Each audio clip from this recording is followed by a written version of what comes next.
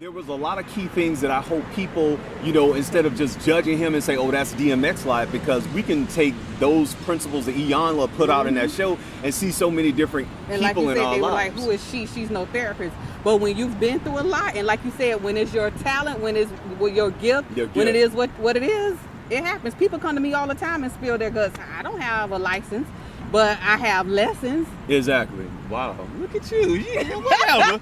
No, but see, that was one of the... Hey, what's up? Welcome to D&D TV. I'm your guy, Dawson. And I'm your girl, Denise. And today we wanted to talk about the interview with Iyanla and DMX.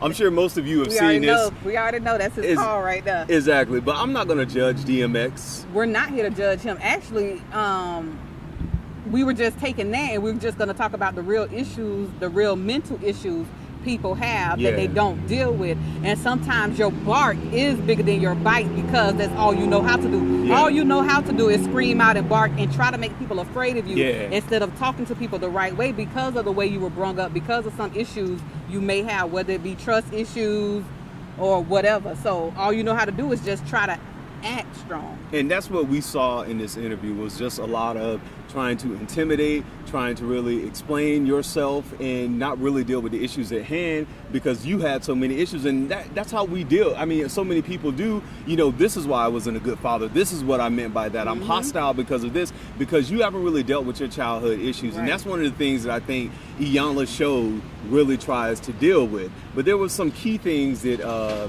she talked to him about. And one of the ones was that really pointed out to me, and it's something that I talk with my clients about all the time, is dealing with your childhood issues. When she talked to him about his mom and he started to cry, he was like, she would say, you're the man, you're the little man of the house, but in the same words, she said, you ain't nothing, you ain't never gonna be nothing, you all this, or, he really kind of like teared up, and, I know it's kind of hard to understand him. But that is something that parents don't understand, especially women who are raising boys, because your son, they tell them men. Exactly, you're the man of the house, you're the little man, but in the same voice, oh, you ain't nothing, you're gonna be just like your daddy, and you don't think that's gonna affect him, but that really does affect a man. And we need to do a show about women who are raising men, raising young boys, because that's an epidemic now. Who will always stay boys. Forget women who are raising boys to men. We have women who are raising boys that will always stay boys, because like we just said, you don't deal with childhood issues, so you stay there. And you're forever acting as a child. Exactly. And what I saw in this, because we did something show on the baby boy syndrome, I saw the baby boy syndrome a lot with DMX. And this is not just to put him on the spot, but since the interview was about him, I saw a lot of issues because he didn't deal with it. He was still having these issues with drugs, with alcohol, with women, all this kind of stuff. And when Iyanla talked to him, she said, your family, your mother, all of them said one day they're expecting to get the call that you're going to be dead. And some moms write their kids off just like that because they grow tired as well. Exactly. And sometimes women, a lot of women haven't grown up with their father, some have, some don't. So they don't know how to raise a man. Exactly. Women, that's true. And they had some come in and out the house, some that they allowed to even raise their young boys. Some women try to find men to be an instant add water father to the family for their son. Yeah.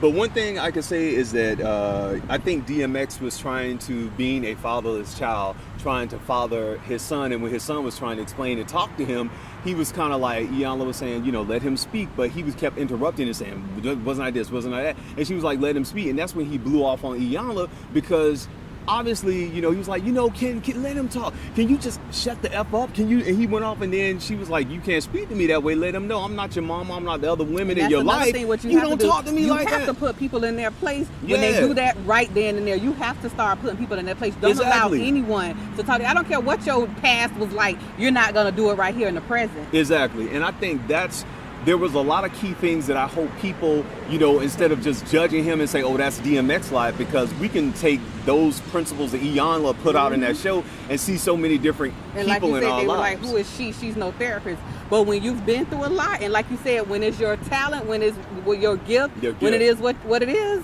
it happens. People come to me all the time and spill their guts. I don't have a license, but I have lessons. Exactly. Wow. Look at you. Yeah, whatever. No, but see, that was one of the things. There were a lot of people in different blogs and who made comments stating, you know, Iyanla's not no trained psychologist, how she's a relationship counselor. She doesn't even have a degree in that. Okay, her degree is in law. But the same thing is, I work with psychiatrists and therapists, and some of them can't reach my clients, but I can reach them. Right, because you've been where they where they are or where they've been, so you can relate. So exactly, it's like if you've all, and not saying people who've been in, you know, other places can't relate to certain people, but it's just that when you have that gift, it's the difference between a case study and knowing these streets for real. Exactly, and knowing what people are going through. So in like her interview with him, there were certain things that she could trigger those things to really deal with the issues. You got to deal with the issues in your life. And I think that's what I learned from this, because when I wanted to do this video, I was like, man, DMX is this, that's the aggressiveness that's happened with a lot of men. But I was like, no,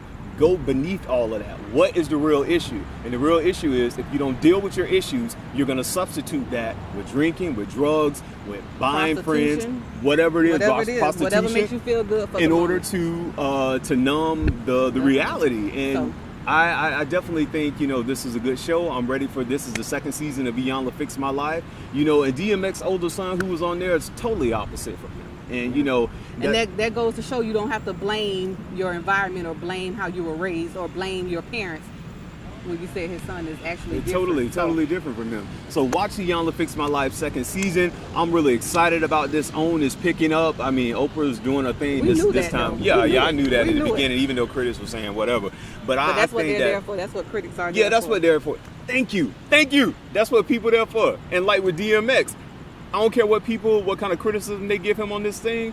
If he changes his life and makes up his mind, hey, more power to him. He's just an example of millions of people who have that same issue. And mental issues are real. If you need help, don't be afraid. Don't be afraid to help. I don't care. And, you know, especially us fellas, we have to have somebody to talk to. We got to. So until next time, I'm your guy, Dawson. Call me if you need somebody to talk to. And she will talk to you, too. I'm Dawson. And I'm Denise. Check out the website below. Beachbody series coming. Until next time, go Heat. White hot heat. On my way to a watch party. Peace. Take care, y'all.